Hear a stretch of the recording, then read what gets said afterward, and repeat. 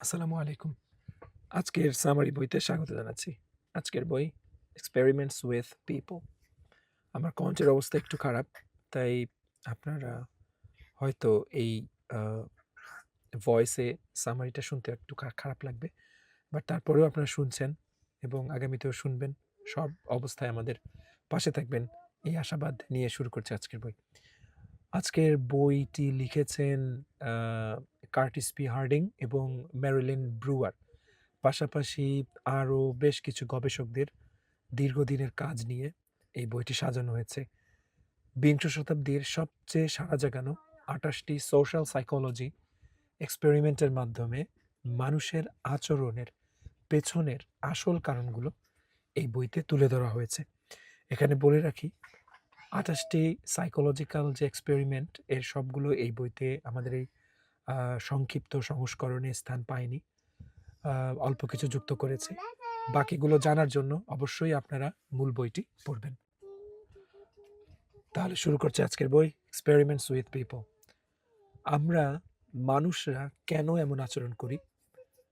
রাগের মাথায় কাউকে উল্টাপাল্টা কথা বলে আমরা হয়তো বলি, কাজের খুব স্ট্রেস ছিল তাই। কিন্তু সত্যিই কি তাই? আমরা কি নিজেদের মনের ভেতরের খবর আদৌ রাখি? আমরা সাধারণত মনে করি আমাদের কাজগুলো লজিক্যাল এবং আমাদের পুরো কন্ট্রোল আছে। কিন্তু সোশ্যাল সাইকোলজির গত ১০০ বছরের গবেষণা বলছে অন্য কথা।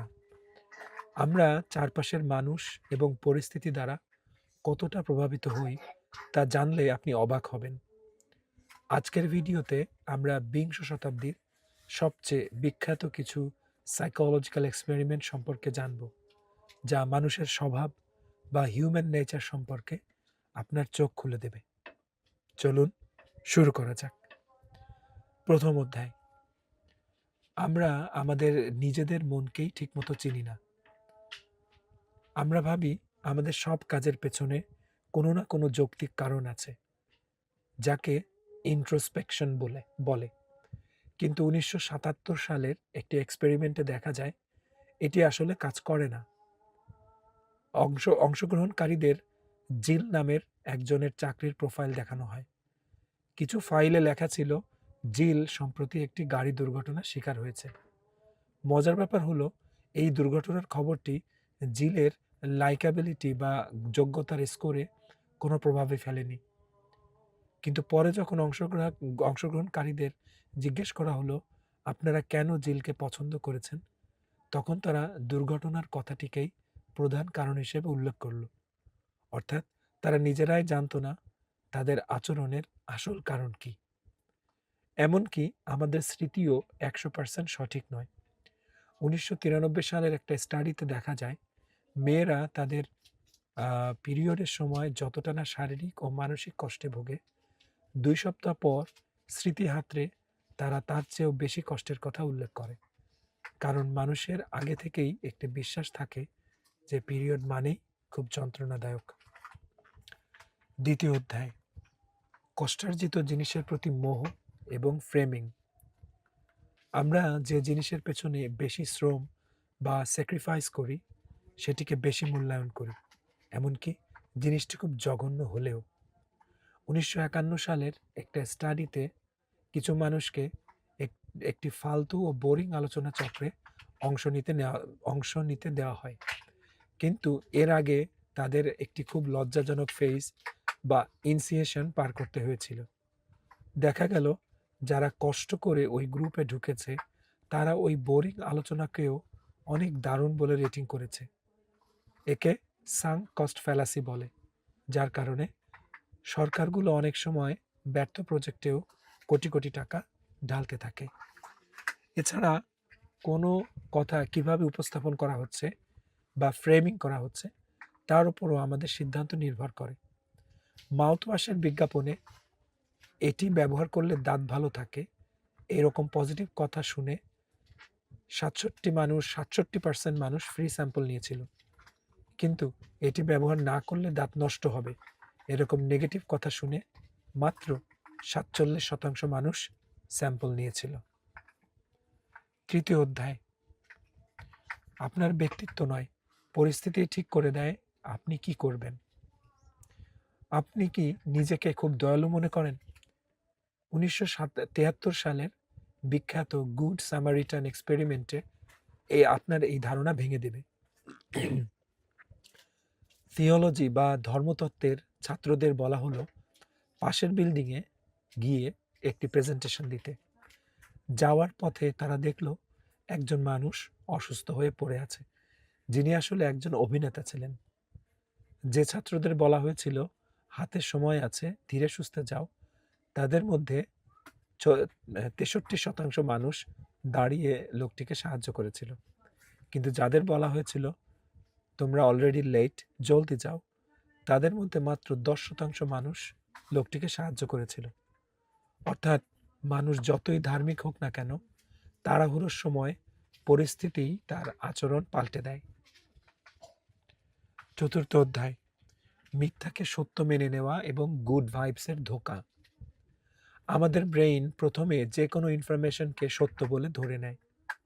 ১৯৯৩ সালের একটি গবেষণায় অংশগ্রহণকারীদের একজন আসামির ব্যাপারে কিছু মিথ্যা তথ্য পড়তে দেওয়া হয়, যাদেরকে পড়ার পাশাপাশি কঠিন অঙ্কের সমাধান করতে দেওয়া হয়েছিল। তারা ওই মিথ্যা তথ্য যাচাই করার সময় পায়নি, ফলে তারা আসামির জন্য গড়ে ১১ বছর বেশি জেলের শাস্তি প্রস্তাব করেছিল।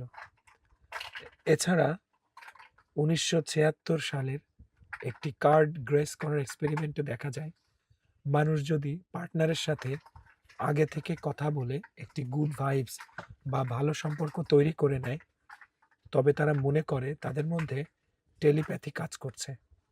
তারা দাবি করে যে তারা ৫০% সময় সঠিক কার্ড গ্রেস করেছে, অথচ বাস্তবে তা ছিল সাধারণ ভাগ্যের মতোই মাত্র ২৬%। পঞ্চম অধ্যায়, সোশ্যাল রোল বা সামাজিক অবস্থান জাস্টিফাই করা। আমাদের সমাজে বেশিরভাগ কোম্পানির সিইও হলেন পুরুষ। আমরা অবচেতনভাবেই ধরে নিই যে পুরুষরা একটু বেশি আত্মবিশ্বাসী এবং অ্যাসার্টিভ হয়, তাই তারাই সিইও। কিন্তু ১৯৯০ সালের একটি এলিয়েন গবেষণায় প্রমাণ হয়েছে বিষয়টা উল্টো। মানুষ যখন দেখে কোনো নির্দিষ্ট গ্রুপ বেশি ক্ষমতাশীল বা কোনো নির্দিষ্ট পেশায় যুক্ত, তখন তারা নিজেদের মনকে সান্ত্বনা দেওয়ার জন্য উল্টো ওই গ্রুপের চরিত্রে ওই গুণগুলো চাপিয়ে দেয়। এটাকে বলে জেন্ডার স্টেরিওটাইপস।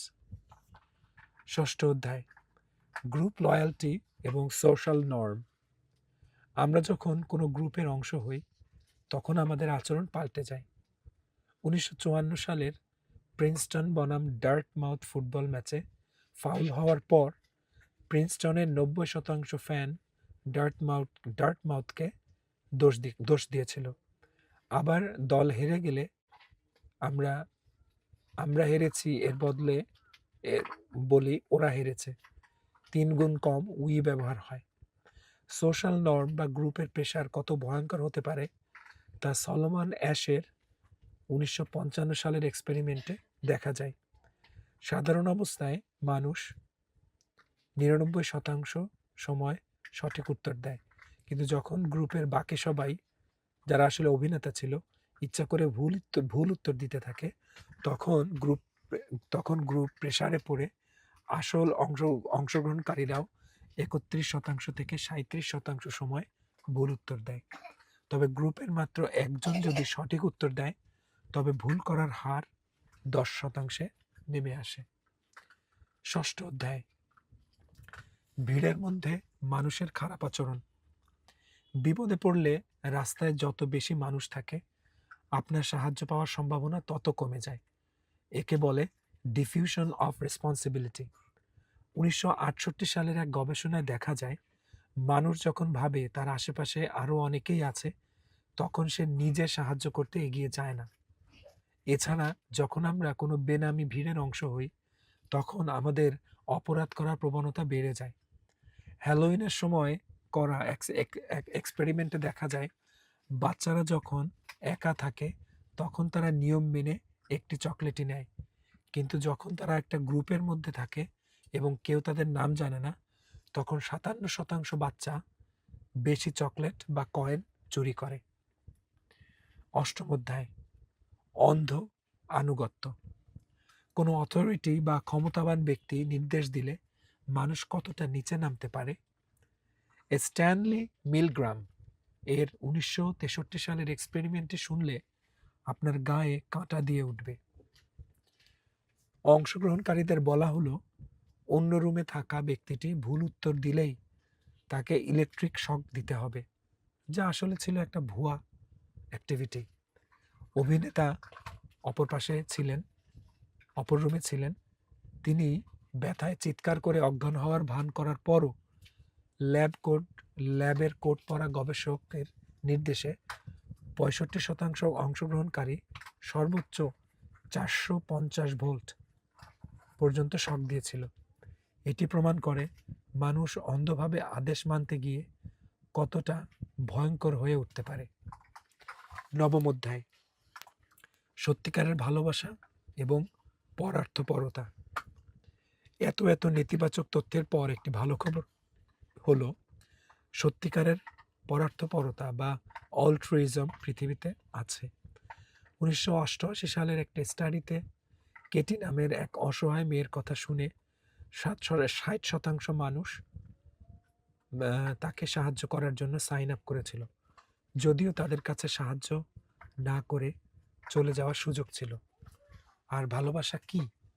সাইকোলজির মতে যখন আপনি কাউকে ভালোবাসেন তখন আপনি তাকে সেন্স অফ সেলফ বা নিজের সত্তার অংশ করে নেন।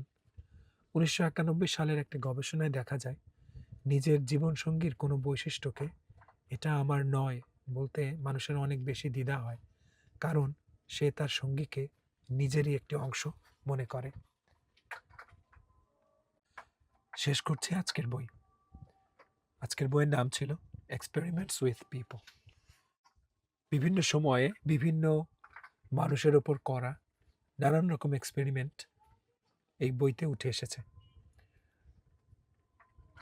সোশ্যাল সাইকোলজির এই গত 1 শতাব্দীর গবেষণাগুলো প্রমাণ করে যে মানুষের আচরণ কোনো সাধারণ ছকে বাঁধা নয়। পরিস্থিতি, গ্রুপের প্রেশার, অবচেতন মনের ভুল ধারণা এবং অথরিটির প্রভাব আমাদের আচরণকে প্রতিনিয়ত নিয়ন্ত্রণ করছে। এই বিষয়গুলো সম্পর্কে সচেতন হলে আমরা নিজেদের এবং চারপাশের মানুষদের আরও ভালোভাবে বুঝতে পারব। তো ঠিক আছে, বিদায় নিচ্ছি আজকের মতো। কষ্ট করে শোনার জন্য ধন্যবাদ। সম্ভব হলে পুরো বইটি পড়বেন। ভালো থাকুন, দেখা হচ্ছে পরের বইতে। বাই।